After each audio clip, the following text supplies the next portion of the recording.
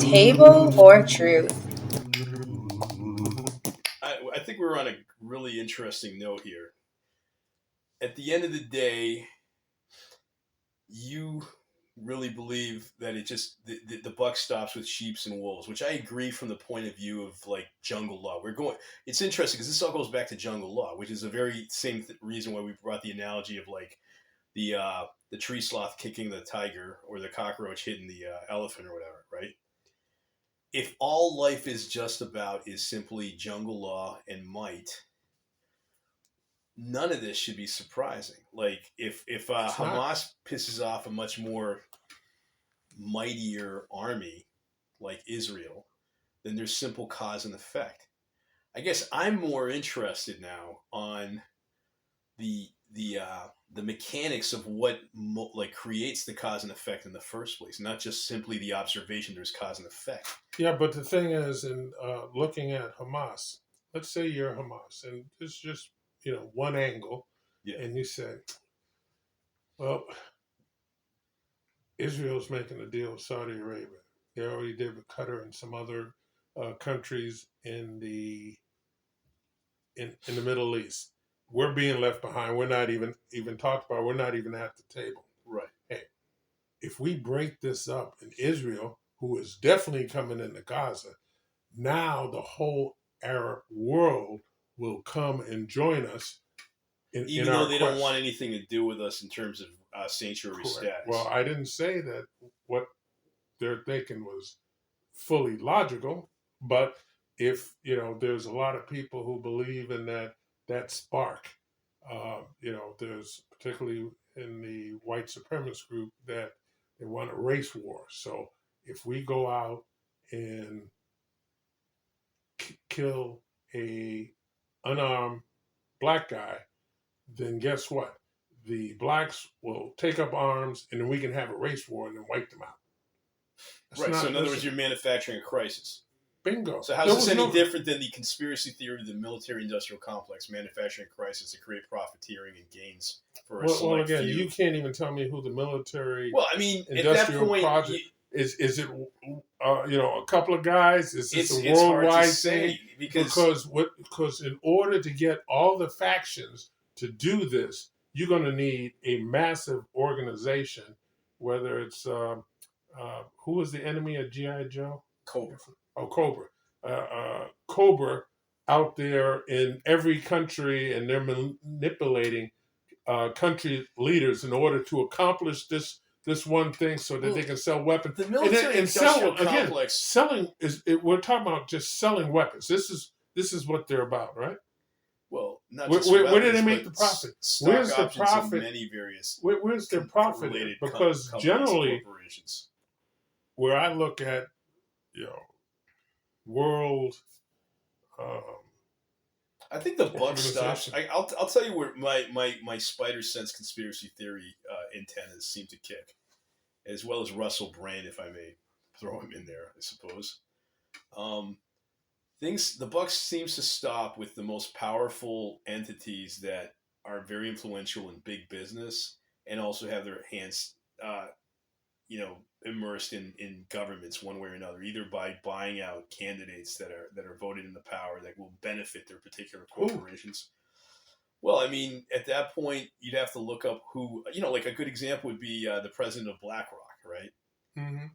Individuals like that, like people that are like the top shareholders that most of us don't know the names of these individuals because we don't study this stuff, but like the equivalent of the George Soroses of the world, super rich billionaires that really just see the world as their playground. So, George Soros. Wait, are you a pro George Soros fan? Is that what you're telling me? I wouldn't say I'm pro, but I'm not anti. It's just a guy making money. I got no issues with him. You're okay if he's making money at the expense of destroying massive bits of American cultures and all over the world. According to who? The right?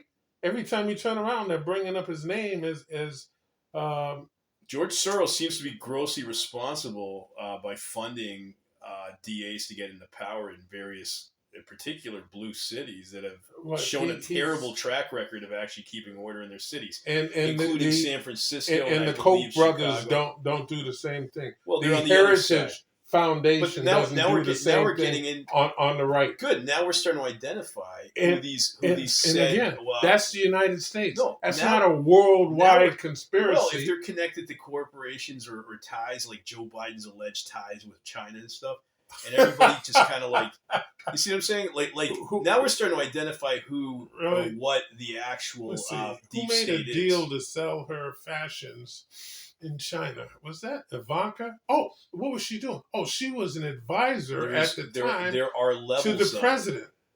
How can she do that? At the end of the Matrix, I want to, in my headcanon, say the Bogandov brothers played the major role behind everything, but I know it's not true. Going back to the old Bogandov brothers.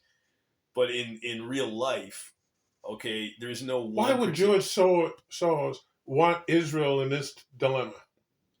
We're not even saying that George Soros is directly involved in this dilemma, but George Soros is indirectly involved. I'm asking you who the military-industrial complex is. You know, there's a giant question. You mentioned George Soros. How does a war in Israel profit him? We're trying to just ascertain who are the individuals of the either deep state, and eventually there's members that would actually be tied to the military-industrial complex. The easiest way to figure this out is if there's got to be a nonprofit out there, if they're still alive, that has a group of like a list of individuals who are like the top shareholders of all major Fortune 500 companies, or you could just look into the World Economic Forum and see who are members there. You get a decent hint of who might be the ones that are really shaking the world in their own way, for good or bad. And I would say for the average person, probably not for as good. Okay, and this is the elusive they that we always talk about, the 0.01%. All right? It's very hard to say to the letter who each individual is, because it's like a weird sort of cloud entity of individuals that reach an echelon. I'm just talking about right now the military industrial complex that you and others keep saying have manipulated the world into two different wars right now. I dare you to write to Russell Brand and ask him this question, because he brings this stuff up a lot too, like World Economic Forum, military-industrial complex, and it's a fair question. Let's see if we can get someone who can answer these questions more. Maybe we'll, over the winter break, this will be a little project, a pet project. Maybe we could start a nonprofit. Who's the hell is the military-industrial complex and deepstate.com?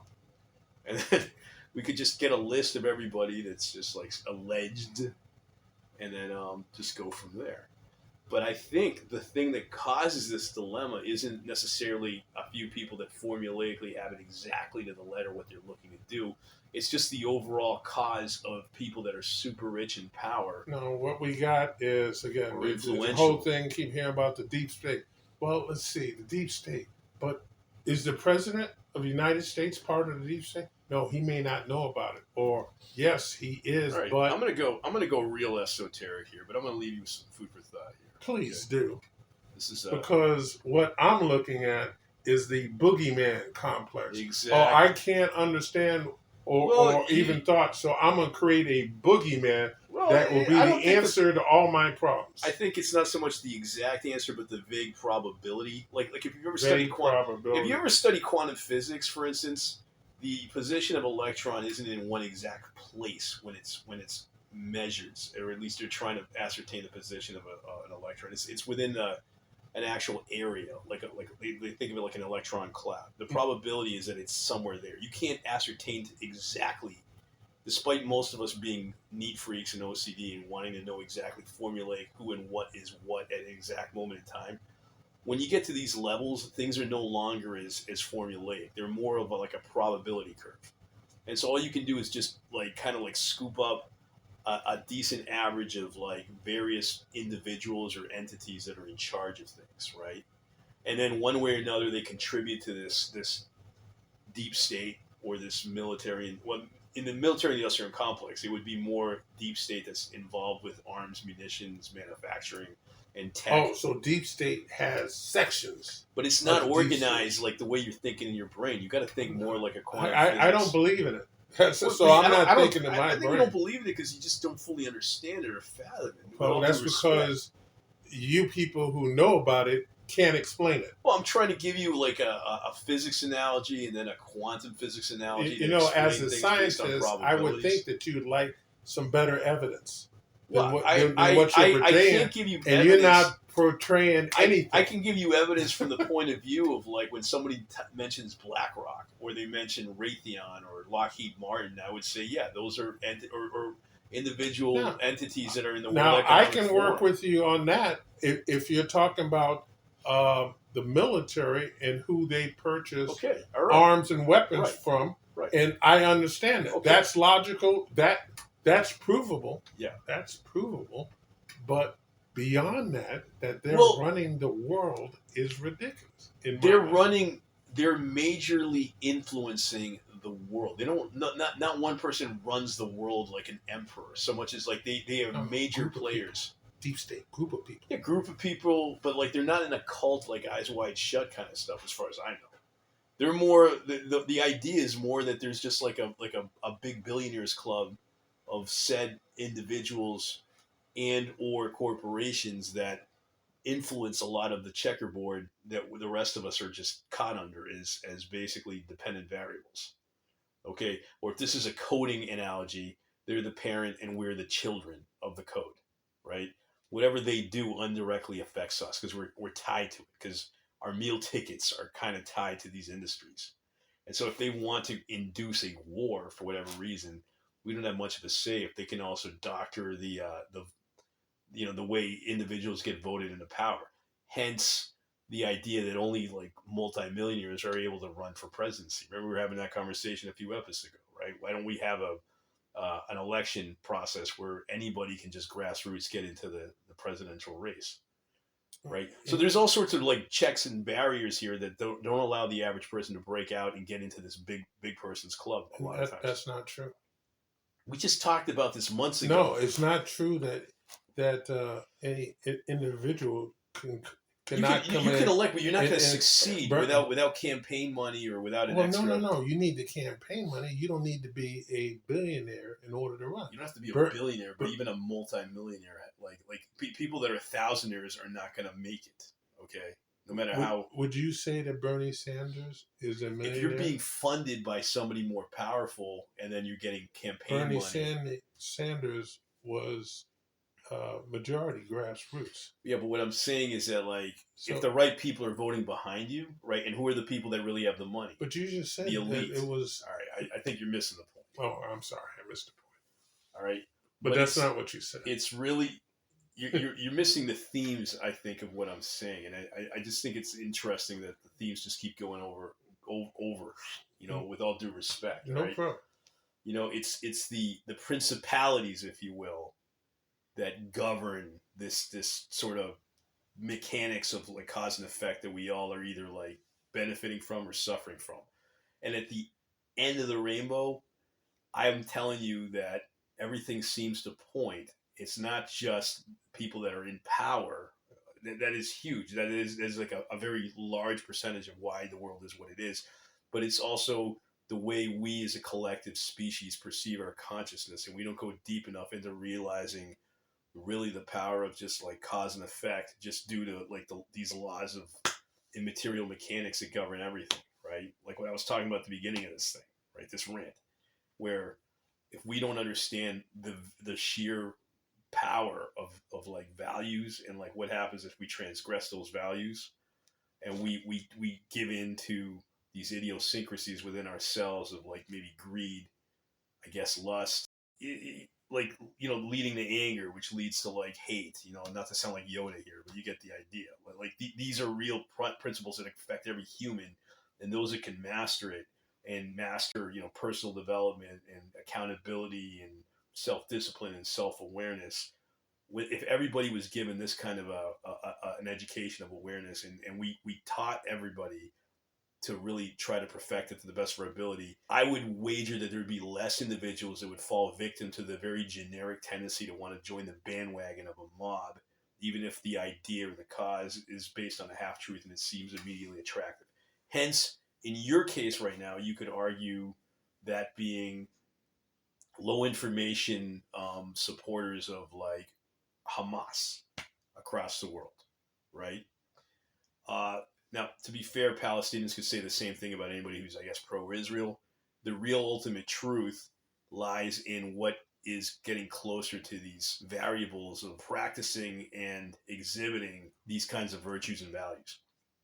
So if Israel goes through the Gaza Strip and achieves their objectives, but does it in a dignified way, their hands are clean to the best of their abilities in terms of like on the world stage going, listen, we obviously just want to get rid of the Hamas insurgents.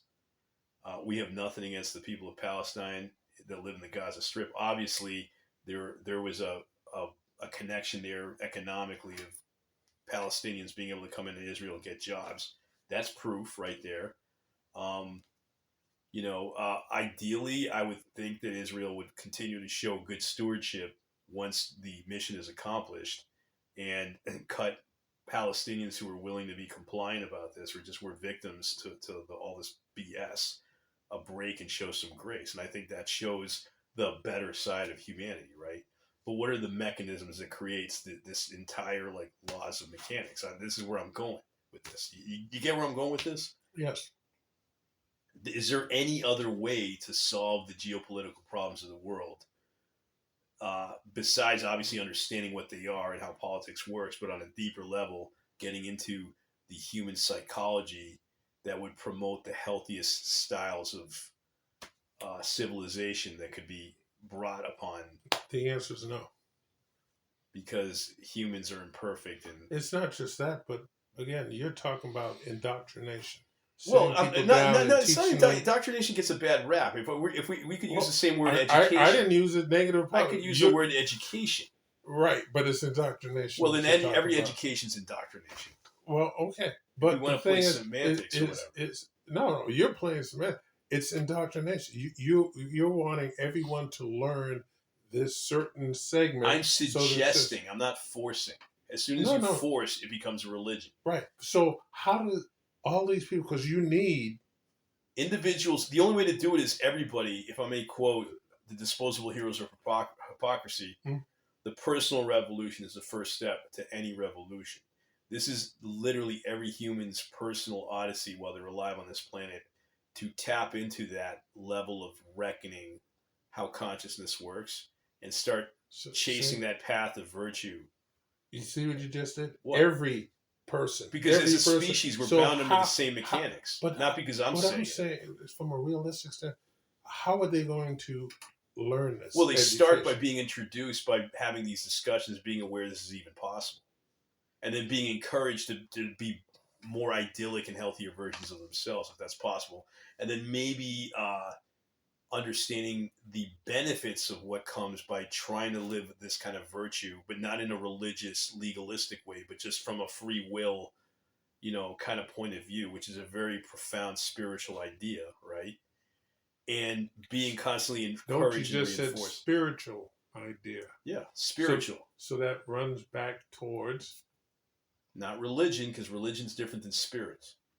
Oh, please educate me. The difference. Well, religion is spiritual ideas practiced, but without really a soul there to do it. Like your soul's not into it. You're just doing it out of obligation or tradition. That's religion. When you were dragged to like church as a kid or whatever, and you are forced to go to church, you never knew why you're doing it. You knew that it was overall like it was healthy in a way, but it felt soulless. Like you weren't being really you. You didn't understand it. You did not participate with like a real involuntary sort of natural buoyancy to appreciate what this was all doing. I could just use an analogy of like, for instance, as a fitness trainer, if I could get you into a workout program where instead of me just prescribing you a routine of workouts that you do to get in better shape, at the most profound level, you appreciate the idea of working out and what it does for your mind, body, and spirit. And then I don't have to push you to do it. You're just involuntarily more invested in it because you realize the benefits of it. That's the more spiritual experience in fitness. So instead of giving me a fish, you're going to teach me how to fish. And then I'll be able to feed myself a lot. I'm going to teach you to the best of my ability, if I was a good trainer, why it benefits you to learn how to fish for yourself. And hopefully you are able to see some results with my, under the guidance of my expertise. But at the end of the day, it's not my job to be your cult leader or your trainer forever. I'm there just for checkups here and there. That's the ideal role of any holy man, any role model, any mentor. It shouldn't be I'm developing people so that they're dependent on me for their salvation, if you will, where I'm becoming sort of a demigod, right? Or a proverbial idol, if you want to follow the faith, right? That idea is actually very profound, because if somebody can tap into doing anything in life under their own volition, but like almost it's in their DNA after a bit to just want to practice the benefits of whatever that ideology is, if it truly is bringing joy, peace, perpetual health, prosperity, maybe some self-discipline, self-control, whatever is, ultimately better. And despite the dopamine kicks of what it's like to chase the fix of bad habits or some sort of transgressive behavior, their mind is so buoyed towards the benefits of that better living that they're just going to keep wanting to make better decisions over and over. You take this in fitness, you take this in the discipline of education, you take this in relationships, and finally you take it in trying to chase a political ideology. The mechanisms are all pretty much the same. It's something is going to bear fruit or it's not. Now, this idea, if you can teach people how to learn how to tap into that state of consciousness, and really then on that level get them to involuntarily become more and more practitioners of this kind of virtue for themselves, not for anybody else, maybe people they love, their family and stuff, but involuntarily they start to see, maybe the concepts that, this whole spiritual odyssey, like that, let's just say Christianity, for instance, is teaching, isn't so insane when I look at it from that point of view, as opposed to this forced religion where you're like, do this and that. Don't ask why. You're not allowed to have any understanding, wisdom, or knowledge behind why this all works the way it does. But you're allowed to maybe ask questions, learn, and grow, right? And then you start to appreciate, hey, you know what? These virtues are useful, right? Even if you can never figure out the full existence or the understanding of God. If you can do that, more power to you. If there's an actual entity out there that can give you some sort of expert clairvoyance, I don't see why that's such a bad idea either. But to even get to that level spiritually, I think in something like the Christian faith, for example, right? You have to accept the idea that just knowing information and the laws of physics itself is not going to complete like human living. It just can't, because if it did, then we would have solved the dilemmas of the world centuries ago as a species, and we just can't do it. There's something deeper missing in the human equation. I feel like a missionary right now. But I think you get where I'm going with this, right? I don't see why governments or politicians, if they're really there to serve the people, shouldn't be able to educate their masses in this way if they really understand the root of what causes everything to work the way it does in human life, right? I guess that's all I'm saying. And if I was Forrest Gump, I'd just be eating a chocolate and going, that's all I have to say about that. Well, I look at it that it's a nice thing to think about. And if everyone looked at, let's just say, the golden rules or the 10 commandments, right, and went with that, yeah, life on this planet would be a whole lot better. But that's not realistic, because people will not do it. They naturally, there will be some who will follow the path. We'll call it the path. But then there are a great majority who are following their own path. So the great philosophical question is, why do we as humans not want to follow that path? Like, why don't we think about that more? Why don't we consider that? If obviously that not following the path, right, leads to more self-destruction sooner or later. Okay, why don't we do it? Let me ask you a couple of other questions. you are familiar with social media more than I do. I generally tend to not partake, but You tend not to do partay? yeah partake. Oh, partake. Okay. Yes. All right. So, do you believe that on the internet, where a lot of people get their information, um, there's a lot of misinformation going Yeah, throughout? absolutely. Because a lot of it's not based on a absolute objective truth. It's based on either half truth or complete delusions. But yeah. Right. And then you also have those who are, we'll call them, be nice, cynical, who throw out misinformation to see Well, what they're just happens. like the Joker. They just want to see the world burn. They're just Well, miserable. but hell, there A is true a great one is QAnon. a true You philosopher. I had wouldn't go that far. A true what? philosopher. That's Oh, only oh, from your point of view because you don't agree with some of the conspiracy theories no, that no, no, QAnon no, brings. no. I'm Let's not be even on cue. necessarily a hardcore fan of QAnon. But no, let's go with just hear me out a moment and Okay, see go ahead. if I got some, because those who believe, I'm not, at least at the moment, going negative. I'm just saying that you have someone who says they're ex-CIA and knows the secret teaching of what's going on, but Mhm. I'm not going to tell you straight. I'm going to send you out a message, and then so that you can try to figure out what I'm saying. Well, Same thing as sounds like a cult leader, I guess. Maybe. well, Or there you or go. or Some or do consider or QAnon a cult. he who has ears, let Uh, them hear. I what? don't know. Where we go one, Bot, we go all. Actually, bottom the line, problem with that is it's too long, so they had to use the initials. bottom line, if QAnon's full of crap, right? Eventually, his teachings will not bear fruit. If I may sound kind of zen here, No, but no, do they bear some fruit? no. When you say it bears, if you throw enough stuff out there, as they say, a broken clock is right once a day. Well, you can If say that it's about just any political party or anything. right, but So then, but what motivates you to be a registered Democrat? because Why polarize your consciousness to that level when it's clear that not everything is going to be absolutely true? I mean, being a Democrat, what does that got to do with being a Democrat? but you, I am. Well, you asked me a question. Let me yeah. answer it. Because I believe in this state, the primaries, you have to, in a number of states in the United States, you have to be affiliated with, um, well, either as a Democrat or a Republican in order to vote in that primary for them. Other states, you can vote either way. Okay, that's a very fair answer. So And because of that very manipulating clause by the government's no, no, way of creating the voting it's not process, the. you I don't wouldn't. have I much of a wouldn't pose choice. that as the government. I'd say the, was DNC, RNC in order to, again, some look at it that if we want to bring, because again, it's, generally in most states, it's going to be out of the primary, it'll be a run between a Democrat and a Republican.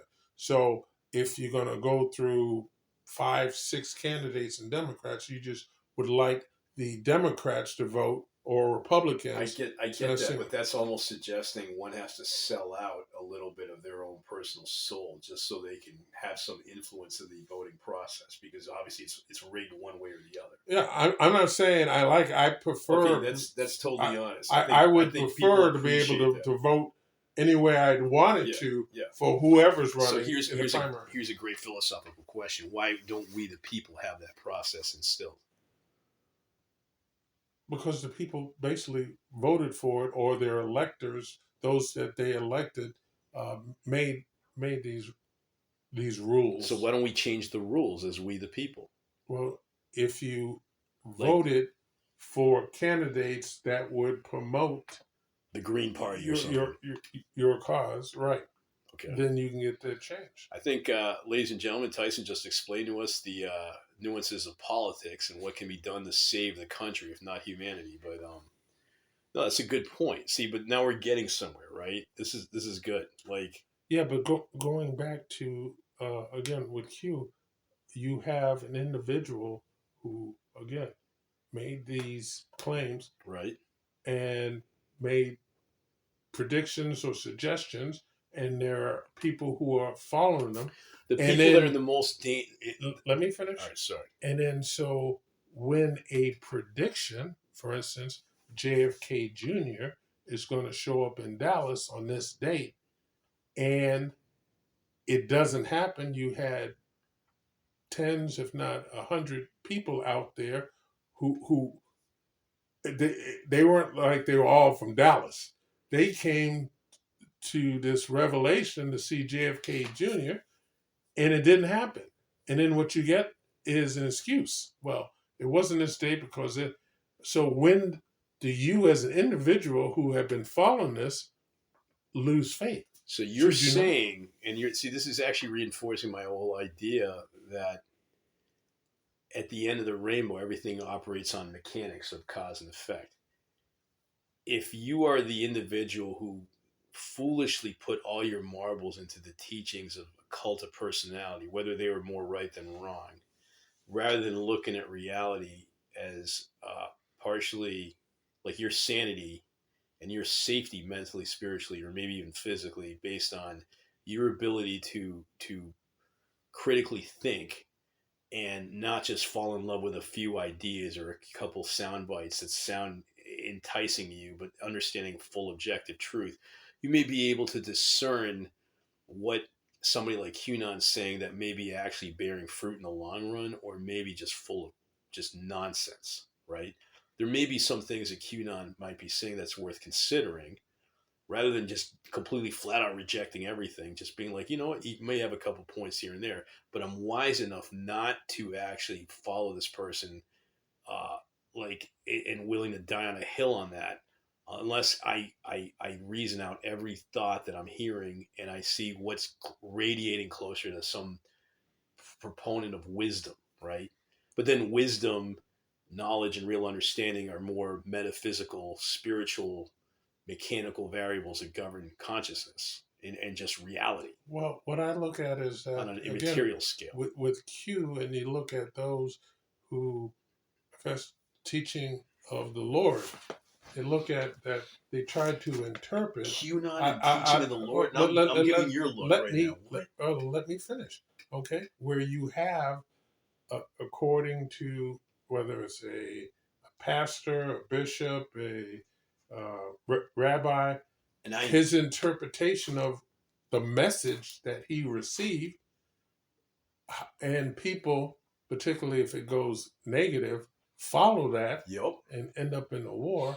It's an interpretation that someone gave you. Because QAnon is not giving you, or Q should I say, the straight scoop that this is going to happen on this day and this is why it happened. Well, he'd have clairvoyant powers if he could do that, couldn't he? Well, it's not that. He's giving, according to them, cryptic code, and then there's somebody or some bodies, they're usually a group of them, try to figure out what the message is. I used to do that all the time as a kid. Right. But then, but the question is, who says they're getting it right? Let's say that Q is fully legit, says who he is, he's trying.